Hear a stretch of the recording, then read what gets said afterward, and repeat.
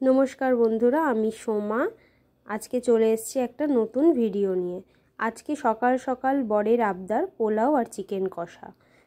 প্রথমে চালটাকে আমি ধুয়ে জল ঝরিয়ে নিয়েছি, নিয়ে ভালো করে একটা থালার মধ্যে খবরের কাগজ পেতে তার উপরে চালটাকে ভালো করে শুকিয়ে নিয়েছি। দেখুন, শুকোতে দিয়ে দিয়েছি। বেশি না, 10-15 মিনিট রাখলেই চালটা শুকিয়ে যাবে। দেখুন, চালটা মোটামুটি শুকিয়ে গেছে, জলগুলো সব টেনে নিয়েছে, নিয়ে ঝুরঝুরে হয়ে গেছে চালটা। এই চালটাকে আমি থালার মধ্যে ট্রান্সফার করে নেব। থালার মধ্যে নিয়ে নিয়েছি। এবার এর মধ্যে একে একে আমি চালটাকে ম্যারিনেট করে রাখবো। প্রথমে দিচ্ছি হলুদের গুঁড়ো। আমি এই পোলাওতে কোনো রকমের ফুড কালার ব্যবহার করছি না, আমি এটা করছি হলুদের গুঁড়ো দিয়ে। তাই জন্য প্রথমে আমি হলুদের গুঁড়ো দিয়ে দিলাম। তারপর দিলাম আদা বাটা। এটা আমি আদা ঘষে দিয়েছি, আপনারা বেটেও দিতে পারেন। আদা বাটা, হলুদের গুঁড়ো, ঘি 1 চামচ ঘি দিয়েছি,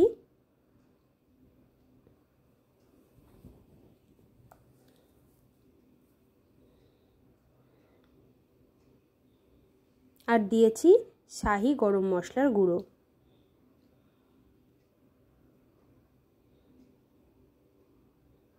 আর কিছু লাগবে না। এই 4টে জিনিস দিয়ে আমরা এটা ভালো করে মেখে রেখে দেবো। মিনিমাম এটা আধ ঘন্টা মতন মেখে রেখে দিতে হবে।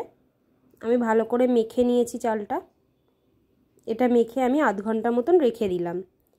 দেওয়ার পরে আমি একটা কড়ার মধ্যে সাদা তেল দিলাম, আর সাদা তেলের সঙ্গে আমি দিলাম 1 চামচ ঘি। আমি এটা পুরো ঘি দিয়েও করতে পারতাম, কিন্তু এতটা ঘি খাওয়া শরীরের পক্ষে উপকার না, ওই জন্য আমি সাদা তেল আর ঘি দুটো একসঙ্গে মিলিয়ে নিলাম। দিয়ে দিলাম তার মধ্যে 2টো তেজপাতা আর গোটা গরম মশলা। একটু গোটা গরম মশলা আর তেজপাতাটা ভেজে নিয়ে আমি আগে থেকে জলে ভিজিয়ে রেখেছিলাম কাজু আর কিশমিশ, সেগুলো দিয়ে একটু ভেজে নেব। বেশি না, সামান্য একটু ভেজে নেব, নিয়েই দিয়ে দেবো আগে থেকে যে ম্যারিনেট করে চালটা রেখে দিয়েছিলাম মেখে, সেই চালটাকে ভালো করে ভেজে নিতে হবে।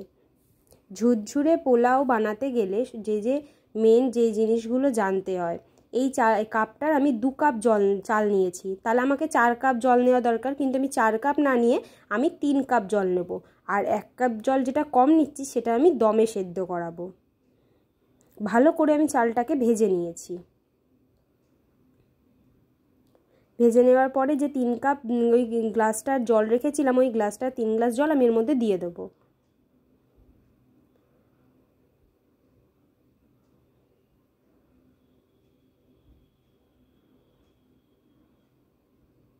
তিন গ্লাস জলটা দেওয়ার পরে আমি এটাকে ভালো করে নেড়ে দিয়ে একটু ঢেকে দেব, ফুটতে দেব ঢেকে।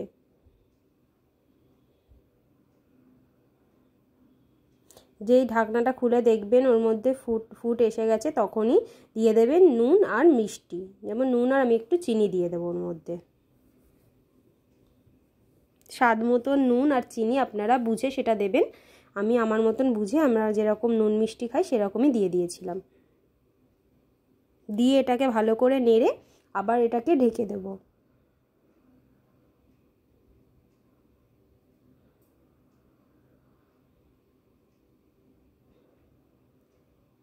এরপর ঢাকনাটা খুলে দেখব, যখন ঠিক জলটা পুরো টেনে নিয়েছে, জল নেই এর মধ্যে আর, তখন কি করব, আমরা এটাকে দমে বসাবো। আমরা দমে কিভাবে বসাবো, প্রথমে নিয়ে নেব একটা আমরা কালো চাটু। যার যেরকম ঘরে চাটু তাওয়া যা আছে সে সেরকম একটা তাওয়া নিয়ে বা চাটু নিয়ে নেব। প্রথমে সেটাকে বসিয়ে দেব, দিয়ে তার উপরে আমরা কড়াটাকে বসাবো। তার উপরে কড়াটাকে বসিয়ে দিয়ে আমরা একদম স্লো আছে এটাকে আস্তে আস্তে রান্না করব। একদম গ্যাসটাকে আস্তে করে দেবো, দিয়ে আস্তে গ্যাসে এটাকে আমরা রান্না করব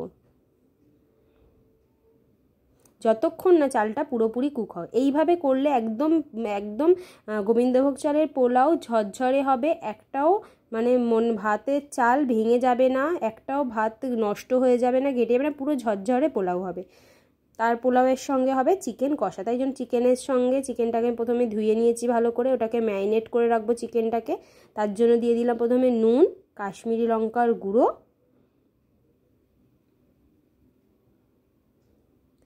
হলুদের গুঁড়ো,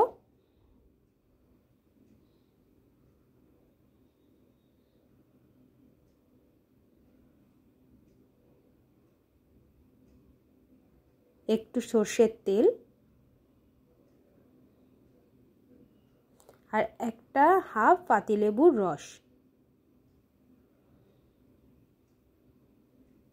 ব্যাস, আর কিচ্ছু দেব না। এইগুলো দিয়েই আমরা চিকেনটাকে ভালো করে ম্যারিনেট করে রেখে দেবো। মিনিমাম 10 থেকে 15 মিনিট বা আধ ঘন্টা রাখলে হয়ে যাবে, আর বেশি রাখার দরকার নেই। একটুখানি সময় ম্যারিনেট করে রেখে দিয়ে তারপরে আমি এটা রান্নাটা বসিয়ে দিলাম। প্রথমে কড়াইতে তেল দিলাম। কড়াইতে তেল দিয়ে আমরা ফোড়নগুলো তেলের মধ্যে দিয়ে দেবো। প্রথমে দিলাম তেজপাতা, শুকনো লঙ্কা,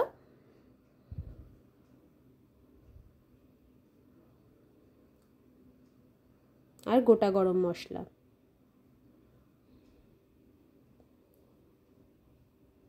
ভালো করে ফোড়নটা হয়ে গেলে এর মধ্যে দিয়ে দেবো আমরা কেটে রাখা পেঁয়াজ আর ক্যাপসিকাম। আমি কতগুলো গোটা কাঁচা লঙ্কা দিয়েছিলাম, কারণ যদি ঝালের প্রয়োজন হয় লঙ্কাগুলো ডলেও খাওয়া যাবে, ওই জন্য কটা কাঁচা লঙ্কা আমি পেঁয়াজের সঙ্গে ভাজাতে দিয়ে দিয়েছিলাম।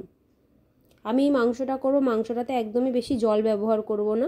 দেখুন আপনারা, শুধু মশলা ধোয়া জলটুকুনি দেবো, বাদবাকি এমনি মাংসটার থেকে যা জল বেরোবে তাতেই হবে। দেখুন পেঁয়াজটা ভালো করে গোল্ডেন ব্রাউন করে ভাজা হয়ে গেছে। এর মধ্যে আমরা দিয়ে দেবো এবার ক্যাপসিকামটা। যেহেতু ক্যাপসিকাম ভাজতে বেশি লাগে না, হালকা ভেজে নিলেই হয়ে যায়, সেদ্ধ হয়ে যাবে মাংসর সাথেই, ওই জন্য ক্যাপসিকামটা আমরা পরে অ্যাড করছি। আগে পেঁয়াজটা ভেজে তারপরে ক্যাপসিকামটা ওর মধ্যে আমরা অ্যাড করছি। বেশি নয়, ক্যাপসিকামটা খানিকক্ষণের জন্য একটু শুধু জাস্ট নেড়ে নেবো, আর কিছুই না। তারপরে আমরা বাদবাকি উপকরণগুলো দিয়ে দেবো।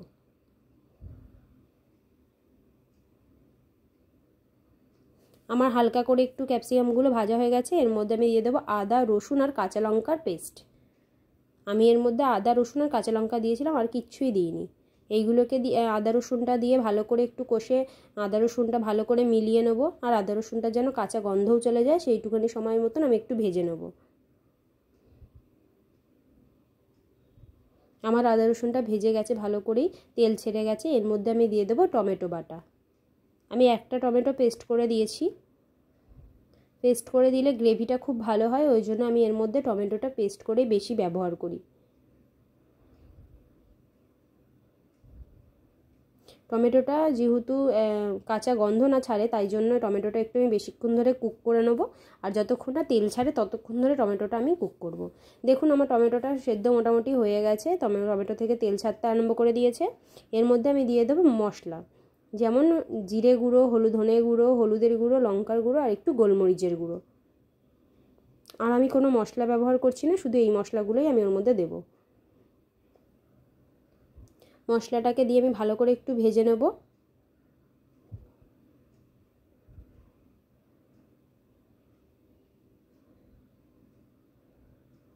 ভালো করে ভেজে নেওয়ার পর আমি যে বাটিটা করে মশলাগুলো দিয়েছি, ওই মশলার বাটিটা ধুয়ে সেই বাটি ধোয়া জলটাও আমি তার মধ্যে দিয়ে দেবো। তার আগে দেবো একটু নুন। যেহেতু আমি এতক্ষণ কোনো নুন ব্যবহার করিনি, ওই জন্য এই মশলাটা দেওয়ার পর আমি নুনটা দিলাম। নুনটা দিলে কি হবে, তাহলে এবার মশলাটা ভালো করে ওর মধ্যে সেদ্ধ হয়ে গিয়ে তেলটা ছেড়ে যাবে, ওই জন্য নুনটা আমি দিয়ে দিলাম। আমার পরিমাণ মতো নুন আমি দিয়ে দিয়েছি। নুনটা দিয়ে ভালো করে কষে এবার আমি বাটি ধোয়া জলটা দিয়ে দেবো।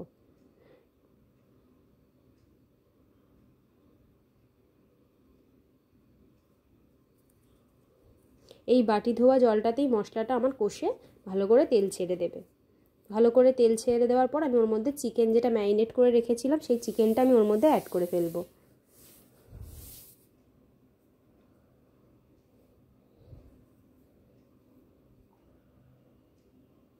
চিকেনটা দেওয়ার পরে চিকেনটা আমি ভালো করে নেড়ে একটু ওর সাথে কষিয়ে নেব। ভালো করে মশলাটা দিয়ে আমি ওর সঙ্গে কষিয়ে নিয়েছি। দেখুন মশলাটার সঙ্গে আমার চিকেনটা কত ভালোভাবে মিলে গেছে।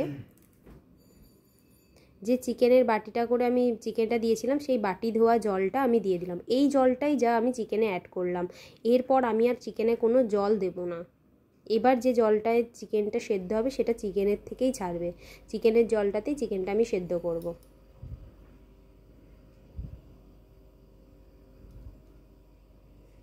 নেড়ে আমি ভালো করে এবার একটু ঢেকে দিই চিকেনটাকে।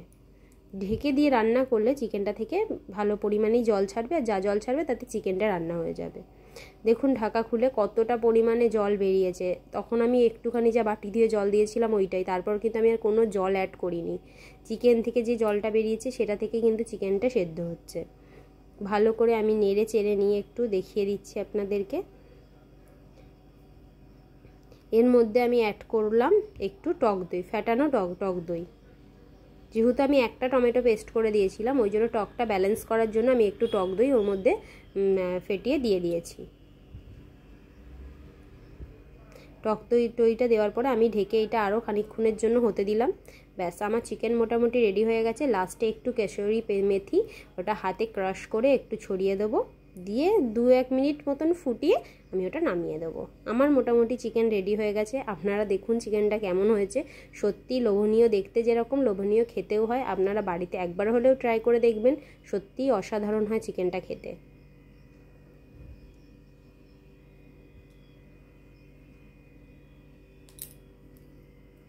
চিকেনের কালারটা দেখুন কত সুন্দর এসছে। আমার চিকেনটা পুরো রেডি হয়ে গেছে। আমি গ্যাস বন্ধ করে দিলাম, আমার চিকেন হয়ে গেছে।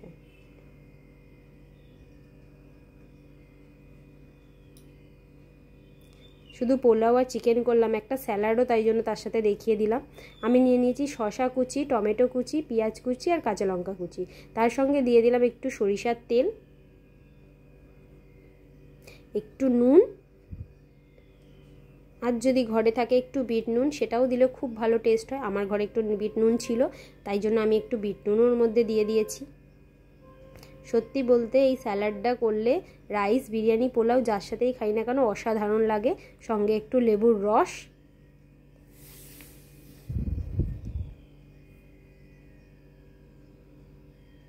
ব্যাস এইটাকে এবার ভালো করে একটু মাখিয়ে নেব।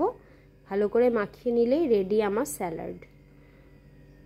পোলাও আর চিকেন তার সাথে যদি এরকম একটা স্যালাড থাকে সত্যিই খাওয়াটা জমে যায়, তাই না? দেখুন আমার স্যালাড রেডি হয়ে গেছে, আর আমার পোলাও, চিকেন আর স্যালাড তিনটেই রেডি হয়ে গেছে। দেখছেন কতটা লোভনীয় দেখতে হয়েছে পোলাওটা। একটা একদম ঝরঝরে পোলাও হয়েছে, একটার সঙ্গে একটা লেগেও যায়নি, কিচ্ছু না।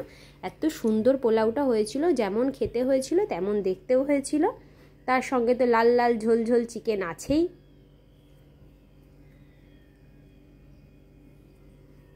প্রথমেই ছেলেকে সার্ভ করে দিচ্ছিলাম পোলাও আর চিকেন, তাই জন্য প্রথম প্লেটিংটা ওরই আমি দেখালাম। ওর ফেভারিট লেগ পিস, ওই জন্য ওকে লেগ পিসটাই দিলাম।